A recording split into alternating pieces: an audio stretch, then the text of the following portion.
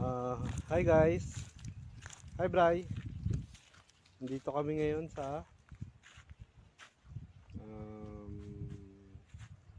bukid ni Tito Joel sa Dagupan. Yan si Tatang. Yan ang may-ari, si Mr. Bueno.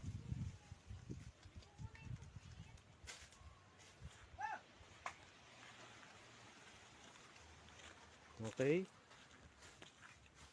Ito yung service ko. Pupunta ako doon ngayon sa Kubo. Ito, magkataniman na dito. Hindi patag na itong magkatanim na si Tatang. Pinarutor. Okay.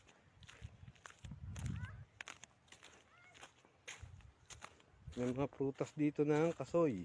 Yan. Kasoy yan. Dahil bunga niyan. Doon si Bogard nagapok-pok-pok na. First time ni Bogard makarating dito. Ngayon lang namin siya naisama dito.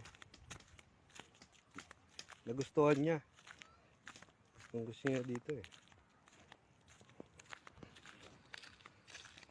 Yan ang kubo. Yan ang bahay ni Bogard. Nakapwesto na yung bakod. Yan.